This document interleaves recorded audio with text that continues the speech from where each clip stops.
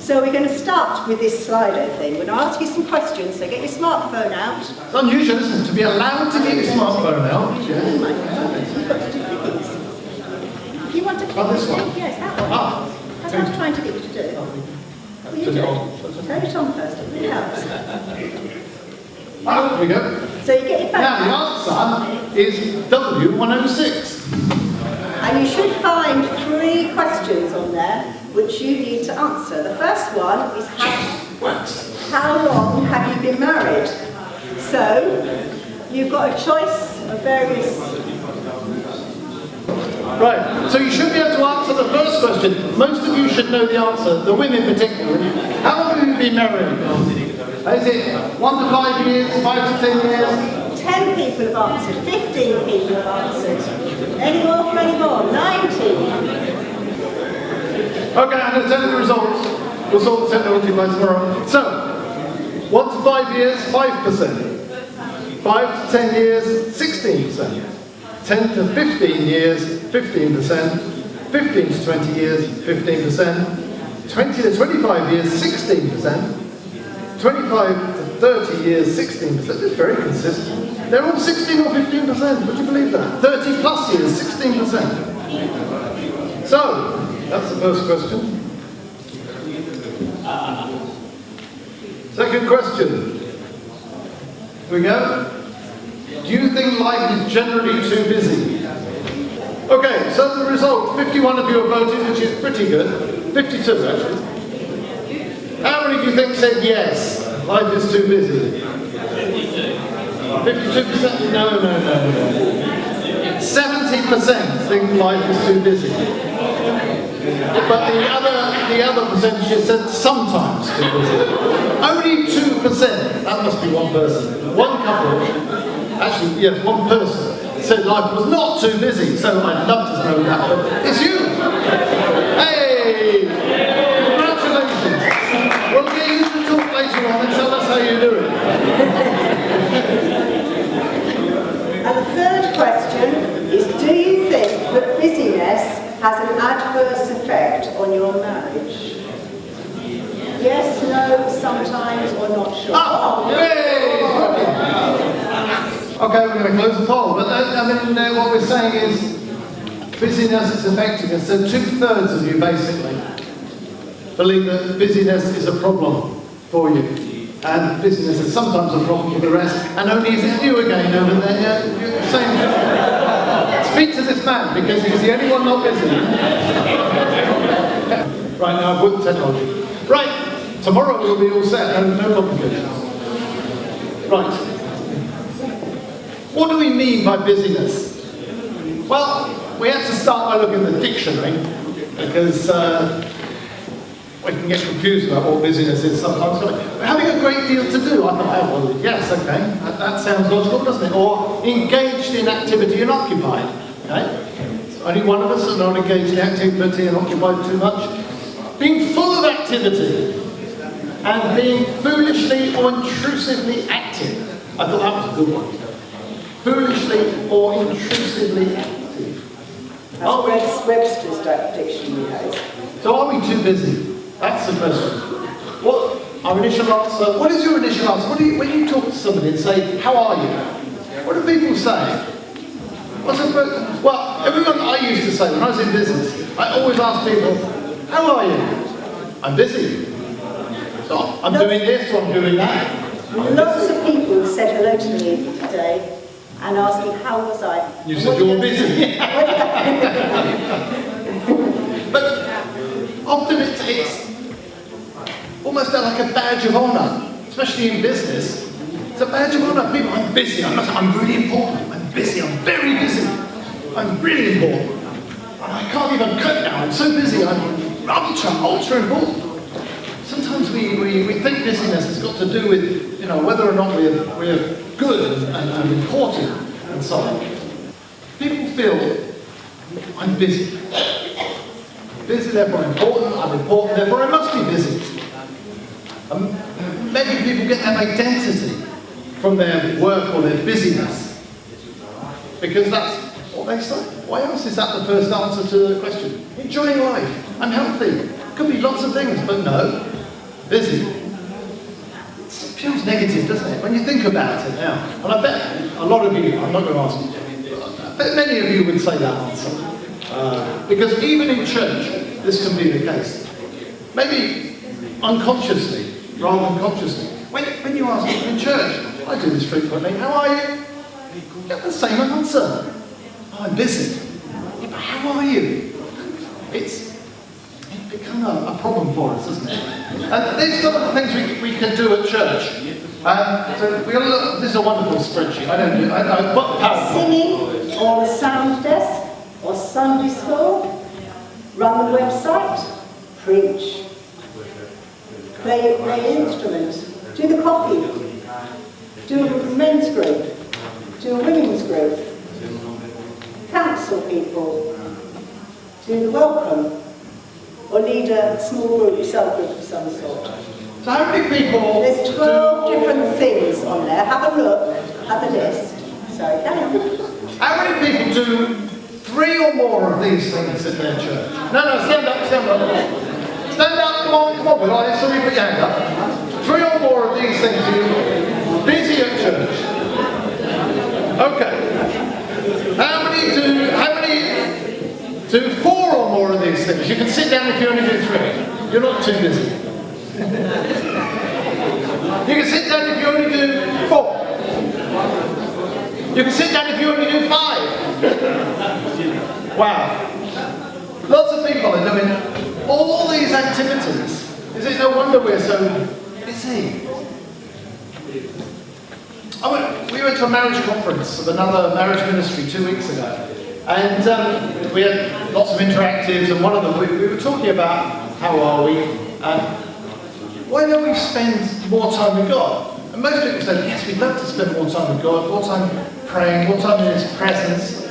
And then we went into a small group, and what answers came back? What answer do you think came back? Why don't we spend more time with Jesus? The answer was, we're busy.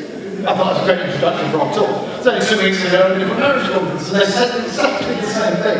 People from the tables were saying, it's because we're busy. We're too busy to spend time with God, our Creator. But why is being seen to be busy a good thing? When it takes away our time to relax and revitalise ourselves. It tires us out. Busyness tires us out. So we can't give our best to our spouse, to our family, to our children, to God. Remember, those of you who were at the conference, how many of you were at the conference last time, 2 years ago? The Pandora's Box conference.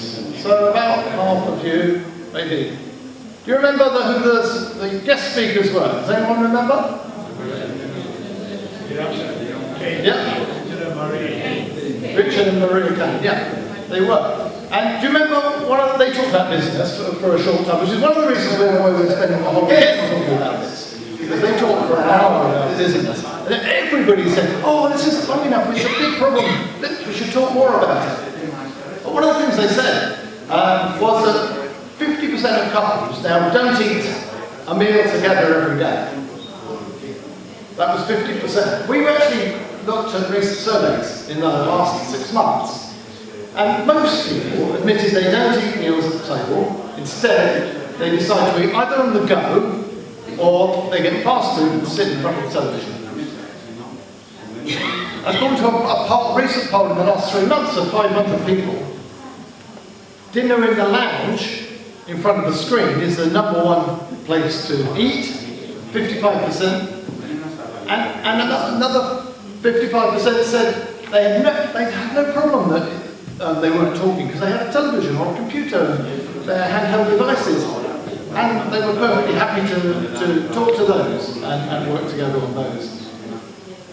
And most people said, well, it doesn't prevent a quality social interaction.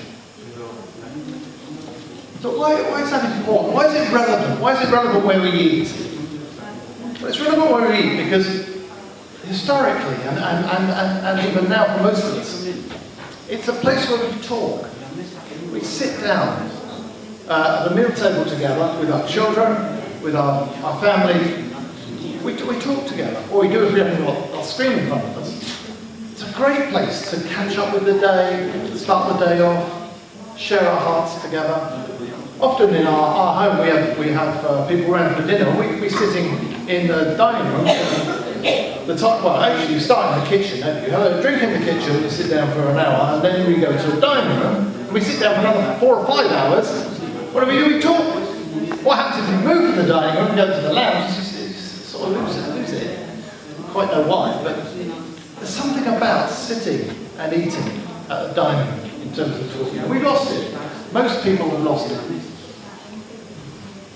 Are we going to do it? So, this weekend we're not really all talking, and neither are Richard and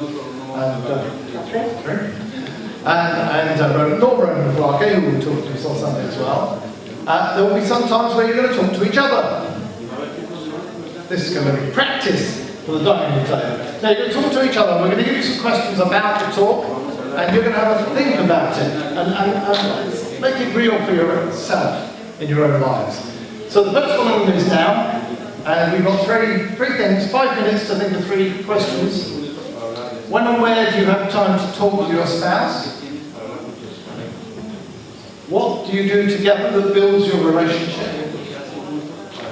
And how often do you have quality time together? So, go! You can turn your chairs and chat. We're not asking for answers. I might get a few shouted out, but... Are you ready, everyone? I've been told that I sounded like I was talking in the middle of a coal bunker or something, so I've been given another mic. So I see how multidextrous I am now. No, people translating, right? They're allowed to. So, what is the effect of busyness on us, though? We thought we'd look at the worldview of this and look at some quotes from philosophers, secular ones probably. A long time ago, 150 years ago, there was a Scandinavian philosopher called Søren Kierkegaard, and he said that busyness was the sign of an unhappy person. That's too early, Mike. Am I knowing?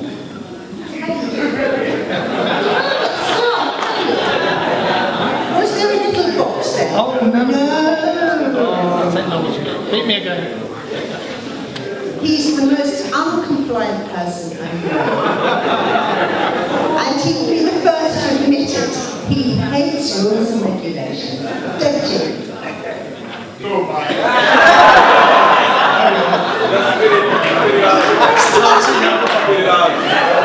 Another thing he said is of all the ridiculous things, the most ridiculous seems to me to be busy. What, I wonder, do these busy folk get done? You're not pressing now, are you? No.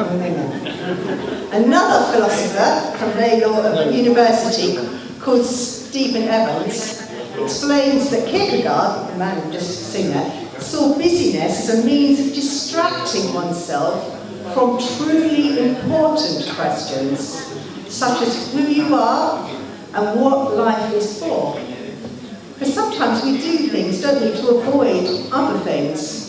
Busy people fill up their time, always find things to do, but they have no principle guiding their lives. Kierkegaard's concerns about busyness are also connected with the view of time and the importance of living in the present.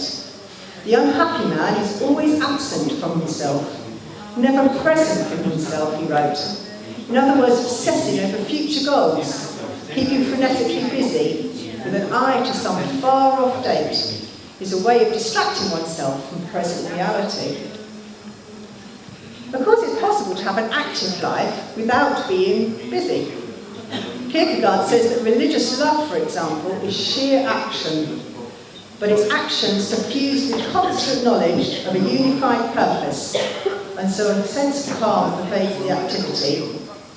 Another man, called Karl Appo, argues that it's a worthwhile goal to avoid busyness. It's not easy, especially in a time in a society that really expects it.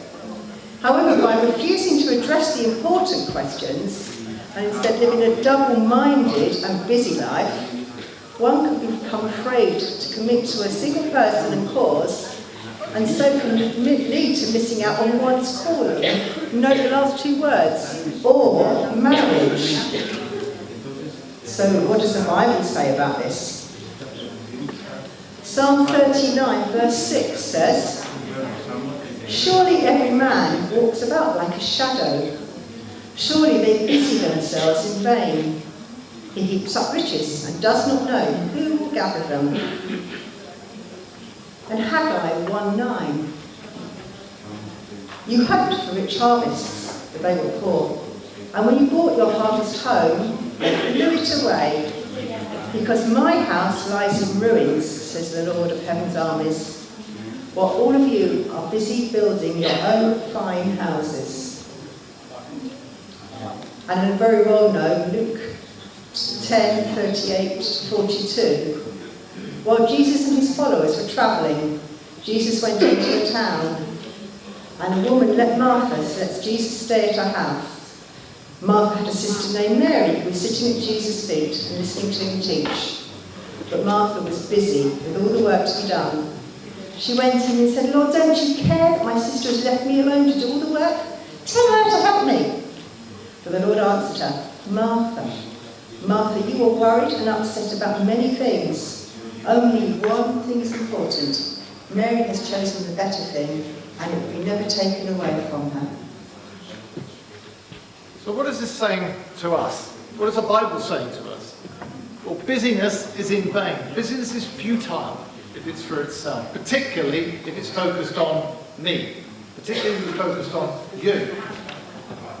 Focusing quality time on Jesus is more important than rushing around doing stuff. That's what the Mary and Martha story tells us. Mary clearly was in the right place at Jesus' feet. That didn't mean that other jobs don't need doing. But if Jesus is there, that's where we want to be. We want to be him. He can be in the midst of us doing stuff, but we need to start at that right place at his feet. And it's important to remember to do the things we're called to do and do them effectively. So often we're asked, if we're busy people, we're asked to do more things. If we're good at something, we're asked to do more things. But they might not be the things we're called to do. There are many good things to do, but not everything is right for us to do. And if we do everything that's good, we won't have time to do the things that are really intended for us. So it's important to know what God wants us to do. And I trust that each of you have sought God as a couple for what his reason for you being a couple is, the reason for being married. I guess we'll spend some time on that as a subject that Catherine and Richard are talking about, and putting Jesus at the centre and having a vision for your marriage. That's what we need. We need to know why we're together. Why has God pulled us together? If you've done a 2 Equal One Miracle Life course, you will have gone through the last lesson, which is really talking about understanding what God's got for you and getting out and doing it in the power of His Holy Spirit. The idea of making more quality time rather than rushing around doing things, it's really important. It's equally true not only with our relationship with Jesus, but in our relationship with our spouse and our children and our families. It's important to be at Jesus' feet. If He's put us together, it's really important that we know each other, that we spend time with each other, know each other's hearts. We know our children. We spend time with our children. It's really important, that quality time. How do our children feel when we don't give them any sleep? We know how I had many regrets from my children. Oh, you wanted me to do the spelling first. Yeah, how does children spell love? You know how they spell love? T-I-M-E. I almost missed the PowerPoint.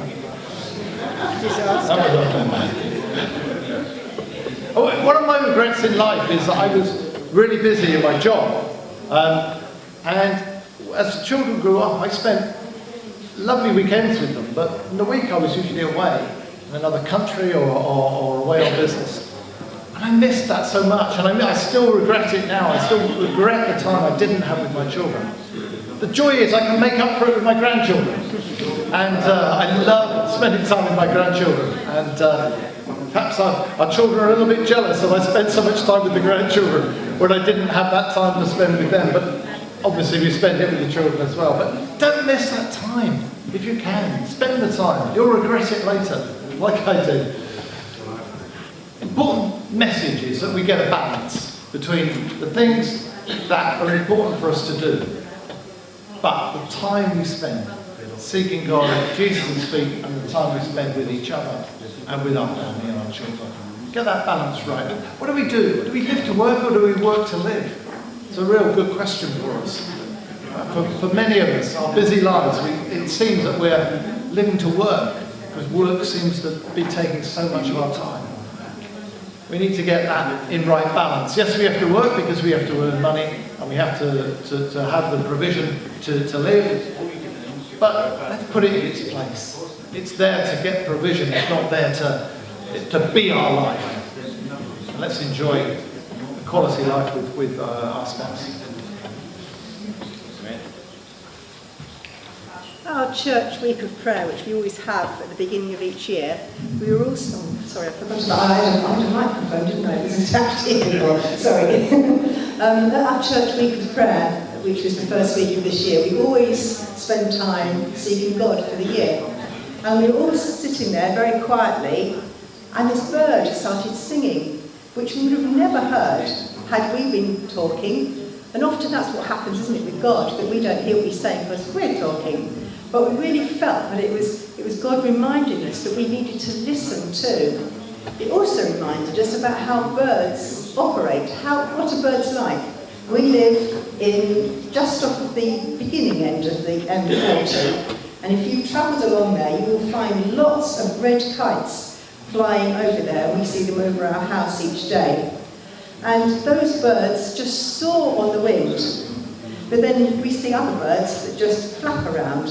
And so we're going to show you, hopefully, a video of these red kites just soaring and flapping as well. There's the flapping ones. Sometimes we see birds flapping around. These birds are flapping really hard because the wind is there going the wrong way for them. And they are struggling hard. Sometimes that's like us when we're busy. We're flapping hard, going against the wind, trying to do things differently, and they won't work for us. And it's really difficult. But if we were to do the opposite and to soar, we will see. Sorry, didn't go there, did it? Let's go back. There they go. Good. These are red kites which we see over our house each day. Not those particular ones on there. But they don't flap hardly at all because they go on the wind and they just float along and they get where they want to with not much effort because they're going the way the wind is going. We need to go the way God's wind is going so that we can also float and not have to be so busy dashing around doing things. We need to find out what God wants us to do and go in that direction. Thinking back on that bird singing, if we'd have been doing something, we had been talking, we would have missed that bird singing. We need to actually listen to God. We need to do what God is saying for us. We think of the times we said about Mary sitting at Jesus' feet. Thinking about Jesus, how many times did he sit and wait and listen, especially before important events? It's really important we do that. And we thought of some here where Jesus did listen to God. When he chose his disciples, it says, and of course there's that one we obviously said, in Luke 6, 12 to 13, one day soon afterwards, Jesus went up on a mountain to pray. He prayed to God all night. At daybreak, he called together all of his disciples and chose 12 of them to be apostles. Another important time was when he was preaching and casting out demons, which is in Mark 1, 35 to 40. Before daybreak the next morning, Jesus got up and went out to an isolated place to... Any answers? Pray, yes. Later, Simon and the others went out to find him. When they found him, they said, "Everyone's looking for you." But Jesus replied, "We must go on to other towns as well, and I will preach to them too. That is why I came." So he travelled throughout the region of Galilee, preaching in the synagogues and casting out demons. And the third one is in Matthew 26:36, when he was preparing for death. Then Jesus went with his followers to a place called Gethsemane. He said to them, "Sit here while I go over there and..." You're getting the message, I think. So that's true with us and our relationship with our spouse too. If we spend good quality time with them and build our relationship, we'll be more content, more relaxed, and more able to do the things that we've been called to do. And also, our children will benefit from that too. There's a quote we've seen several places which says, "The best thing a father can do for his children is love their mother." A good loving relationship comes from having quality time together, which needs time, doesn't it? Spending time in God's presence and worshipping Him together. That'll build our one flesh a lot more than other things. But if we're busy and we're flapping around like those birds, those quality relationships just seem to sort of knock us about, make us ineffective and tired. Sometimes we might look all sort of good on the surface. Anyone seen a duck on a duck pond? They look like they're just gliding along, don't they? But what do they look like underneath? Hopefully this will show us. Hopefully. No, you have ducks, don't they? Oh. Are they going to stop? Are they going to do anything? Right. Yes. There is a duck here somewhere. Where's the duck? But if we flap round and try and do everything, and without getting our lives in balance, then we're going to be happy. We'll be much happier if we are doing the right things, and so will our spouse. So how can we avoid becoming too busy? And how can we rebalance our lives? So what do we do? How do we rebalance our lives? If we feel we're too busy? Now, most of us, with one I think exception, everybody felt they were either too busy now or too busy all the time or too busy some of the time. Well, the answer is that's... we go. Let's see the ducks. Are we? Okay, that's it. No, it's not. Just moving on to the next one, So that's the subject of the conference. That's why we're here. That's why after 2 years ago, the feedback we had was this session wasn't long enough. We talked about Richard and Maria talked about busyness, but it wasn't enough. We didn't get enough of it. So we're back. We're going to talk about it. Richard and Catherine are going to talk about it, and we're going to challenge ourselves as we think about it ourselves. It will require us to be intentional about change. We won't change from being busy if we don't do something different. That's for sure. We'll just get busier. We need to change our priorities. One of the things we'll think about, changing our priorities, we need to discover how to make time. Think about that. How do we make time and build our relationship with our spouse? We need to discover how we maximise the moments in our lives together that really matter. How do we get more in those important moments? Understand the necessity of building our relationship today, rather than putting it off and enjoying quality time tomorrow. When tomorrow is tomorrow, and it's tomorrow, and it never comes. I had an interesting thing when I retired, which was about nearly 5 years ago, unbelievably. And I loosely use the word retire in the sense that I no longer get paid for what I do. But in any case, I was working probably 60 hours a week. I was travelling 4 or 5 days a week. All that time. Suddenly I'm going to have all this extra time. What am I going to do with all this time? I can work more for 241 UK. Fill my time. Mike honestly believed that he was going to have 60 hours a week given to him like a present, just waiting there. And I said, this isn't going to happen. He says, what am I going to do all the time? I said, Do not worry. It does seem that life is fairly challenging most of the time now. Partly because our bosses in America thought it was a good idea that we looked after Europe as well as UK, which didn't help with the time reduction. But also, I just think that God had plans for us, and now we do the things that we're called to do, that we're challenged to do. And I haven't yet been bored. So, what else are we going to do? We have to understand where we waste time and look to try and reprioritise that wasted time. We're going to learn how to cherish our spouse and how to give the best to them, rather than the leftovers after our busy life. And then tomorrow, with different voices, we're going to hear about how we put God at the centre of our marriage. Tomorrow morning, Richard and Catherine are going to speak about that, and how to have a vision for our marriage, and not letting busyness get in the way of what God has for us. And again, Richard and Catherine will be talking about that Sunday morning. So, we're going to have another think before we conclude tonight. So we have a couple more questions for you. Do we have the clicker? We're going to do it from there. We have the person clicker.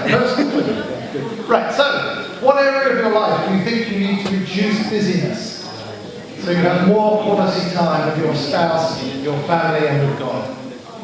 And are the things that you do that could be eliminated or reduced in order to make time for building your relationship?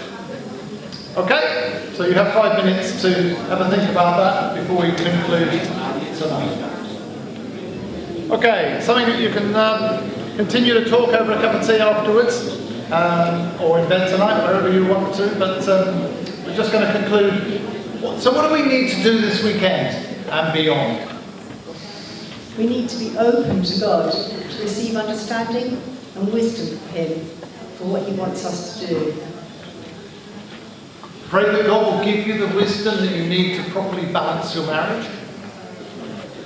Be ready and prepared to change and to discuss this openly with your spouse.